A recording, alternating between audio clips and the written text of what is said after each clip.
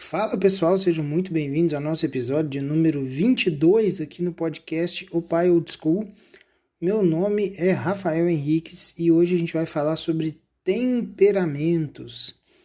Eu tô para falar disso já tem um tempo, eu não acho que seja uma necessidade, assim, meu Deus, é uma necessidade mortal, você não consegue ter um filho e tratar ele bem e cuidar dele bem se você não souber isso, não é isso.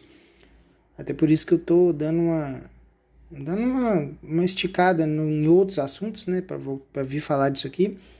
Mas eu sei que é um negócio que gera uma certa curiosidade, de vez em quando aparece alguém me perguntando, e eu acho que tem duas coisas muito importantes envolvidas com os temperamentos. O primeiro é que é um tipo de coisa que é entendido de uma forma muito simples, né? Não é nada muito complexo de entender.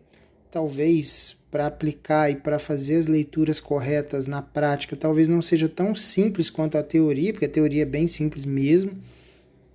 E outra coisa é que é uma ferramenta de autoconhecimento que, no final das contas, mesmo que você não goste dela ou que você não use ela tem sua utilidade e está disponível. É um conhecimento que você pode ter.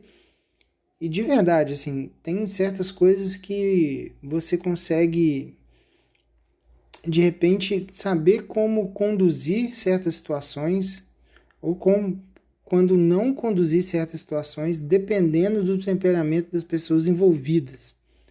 Isso é uma coisa que é meio assustador quando você começa a perceber isso. Então, é uma coisa que não tem por que não estudar. Então, já que a gente está falando aqui de paternidade, e é muito importante que você entenda o que se passa na cabeça do seu filho para você conseguir guiá-lo da melhor forma possível, uma das coisas que estão na cabeça dele o temperamento dele. Só que como a gente tem esses conteúdos diários aqui, e aí eu vou ficar muito tranquilo para dizer para vocês que a gente não tem pressa para ficar atirando todos os conteúdos de uma forma muito urgente, porque afinal de contas a gente tem tempo aqui, né? Vamos estar aí por um bom tempo, então dá para fatiar os conteúdos direitinho e aí a gente consegue falar com mais calma, consegue destrinchar talvez algumas coisas que não dê tempo se for falar assim, vou falar de temperamentos, fazer um podcast só sobre os quatro e tal. Então eu decidi que para facilitar isso aí, para a coisa ser um pouco mais gradativa, né, a gente vai picotar isso daí em provavelmente 6 episódios. Os 4 temperamentos, né, obviamente. Mas antes de entrar no temperamento especificamente, eu queria muito dar um norte, né, uma coisa antes, assim, para ficar mais bem explicadinho. Na hora que vocês começarem a ouvir sobre os temperamentos, vai estar talvez mais claro na cabeça de vocês. E como eu disse, a gente não tem pressa aqui, nós estamos aqui todo dia, então é importante que a gente tenha parcimônia na hora de fazer os estudos aqui. Então, 3 minutos e meio aí já conversando, então vamos começar. Eu queria, antes de falar dos temperamentos, como eu disse, dar uma introduçãozinha, e aí nós vamos falar dos eixos, né? Se vocês forem olhar, os temperamentos eles estão um quadrante, né? São 4 quadrantes, né? No alto à direita, no alto à esquerda, no alto embaixo, no baixo à direita, no baixo à esquerda. Ali são os temperamentos. E aí a gente tem os eixos, né? Tem o eixo que seria, né, lembrando da matemática lá da tia Gertrudes lá da sexta série, o que seria o eixo X, né? O eixo,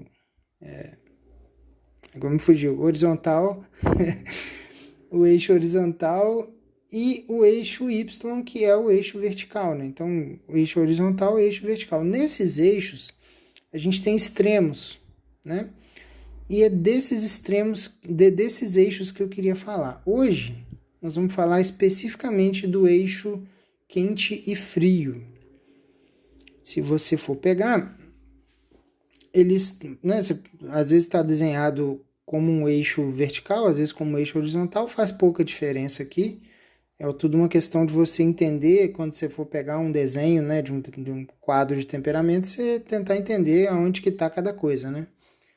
Mas o eixo quente e frio é o seguinte: de uma forma geral, quando a gente sabe isso, né? O legal da filosofia simbólica e da ciência simbólica é que a gente sabe que as coisas elas são correlacionadas e aí a gente tem coisas que representam outras coisas. Vou dar um exemplo. Quando você pega uma pepita de ouro, por exemplo.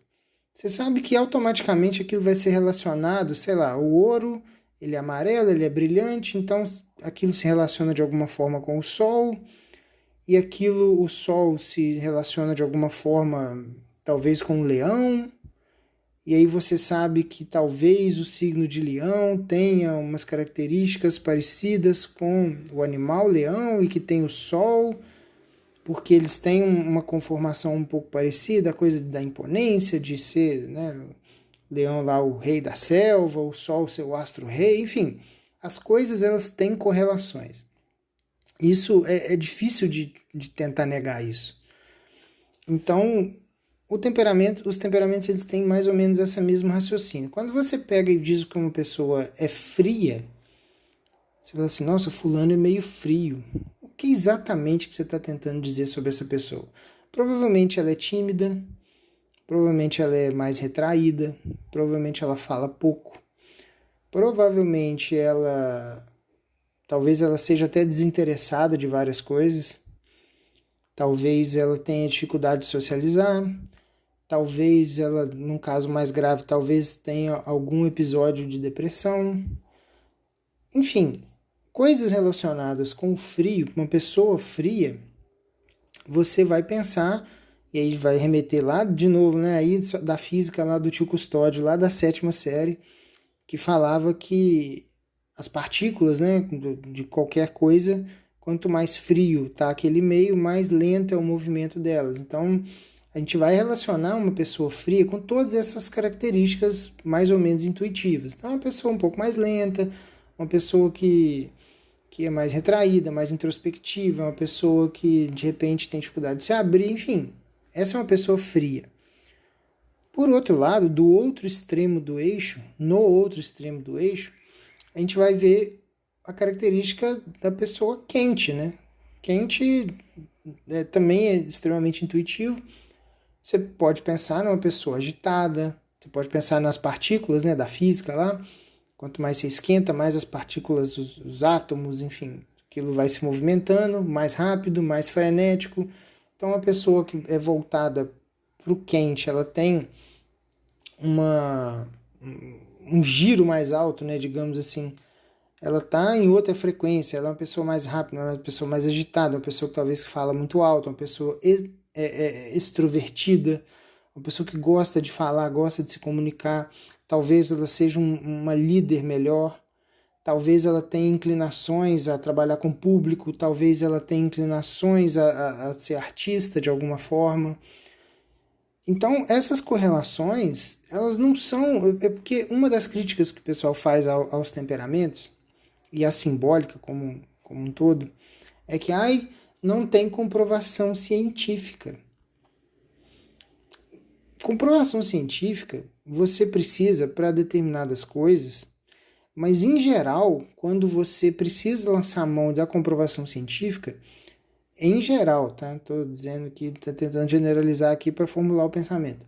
Em geral é porque você não tem outra forma de fazer. Então vai o método científico mesmo porque é o que tem. Como, por exemplo, quando a gente tem um monte de medicamentos hoje no mercado para diabetes, por exemplo. E eu quero lançar uma outra droga nova, que nunca foi lançada, para combater o diabetes. Então eu vou lançar a mão do método científico, que é, eu tenho uma teoria, eu preciso testar aquela teoria e comparar isso com o que a gente tem de padrão hoje. Então esse é o método científico. Você vai chegar a algumas conclusões e aí você vai ver se aquele medicamento é bom, o quanto ele é bom, o quanto ele é danoso para alguém, o quanto ele pode ter de efeito colateral. Você vai relatar algumas coisas que você observou dentro daquele ensaio científico. É porque não tem outra forma de fazer isso.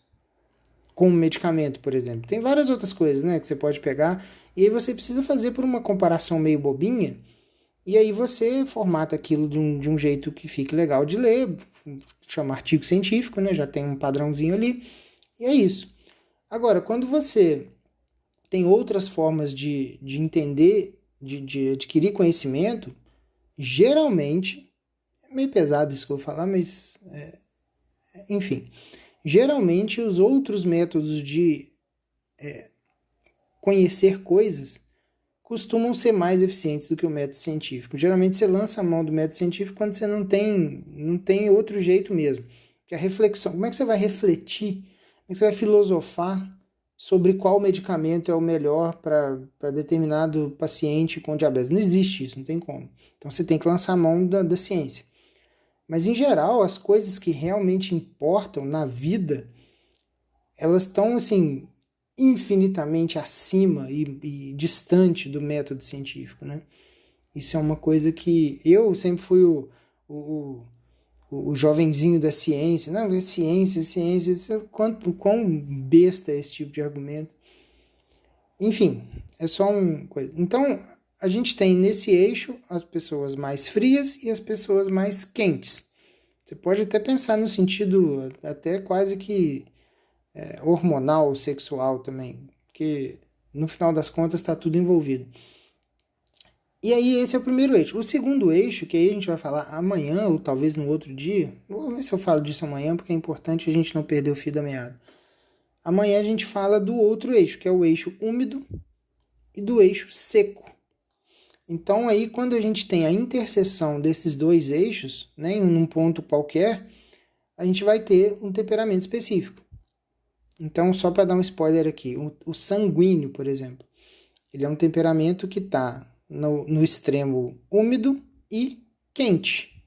O sanguíneo é o ar, ele expande, ele é agitado, provavelmente está relacionado com o ar, também tem um componente da fala muito forte. Você tem o componente, o colérico, por exemplo, é o componente seco do fogo, que o fogo, a diferença do fogo para o ar, mesmo que o ar seja quente, é que o fogo não respeita muito, por exemplo, a questão de limite, né? Então o fogo ele arrasta, ele vai arrastando, ele não está nem aí para o que está acontecendo.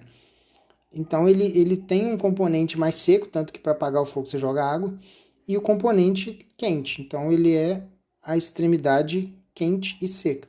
Do outro lado você tem o melancólico, que é a extremidade seca e fria, que é a terra, e você tem o fleumático, que é a extremidade úmida e fria, que é a água, né?